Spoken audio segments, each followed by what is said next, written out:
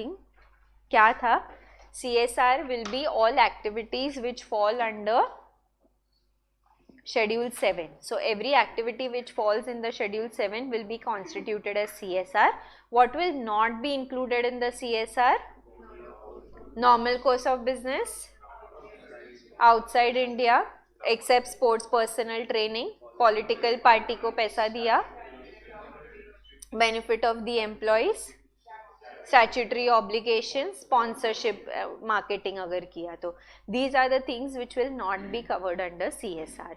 As a company, when am I supposed to do CSR expenditure? If my net worth is 500 crores or more, turnover is 1000 crores or more, and the net profit is 5 crores or more. If I exceed any one of this in any one financial year, CSR is applicable to me. But if I want to come out of the CSR obligation, then I don't have to comply with any of these three conditions for 3 consecutive years. Only then I will fall out of my CSR expenditure. Now, when I have to make the CSR expenditure, how is my CSR expenditure calculated? 2% of the average net profits of the preceding 3 years I will have to see, and this net profits which are calculated under section 198. It will not include any income of a branch outside of India and any dividend that I have received from an Indian company which has already complied with CSR obligations. That money I will not take into consideration while calculating my net profit, and then whatever net profit amount I will get, that is the amount that I have to spend.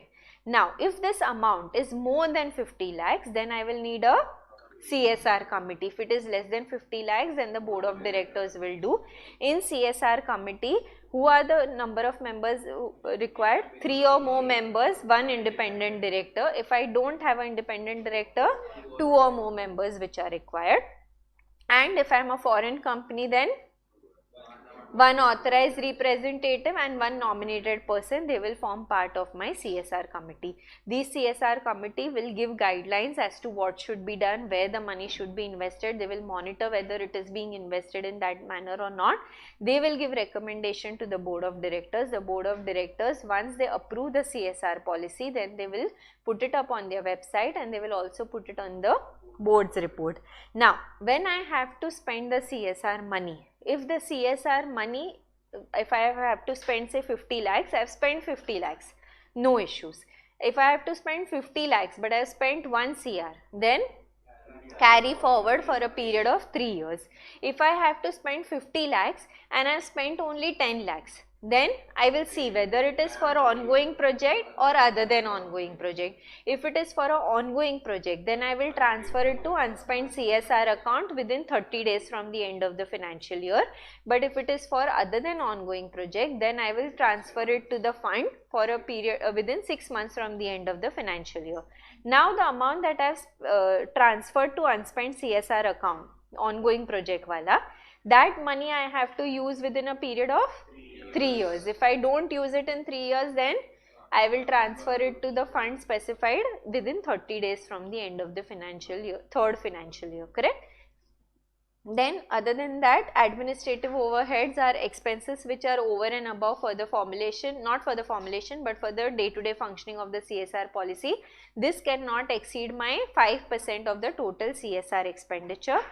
If I am a foreign company who is incurring money spending money for CSR activities in India, CSR deduction will be available if it is spent through Indian subsidiary. Otherwise, CSR expenditure will not be allowed.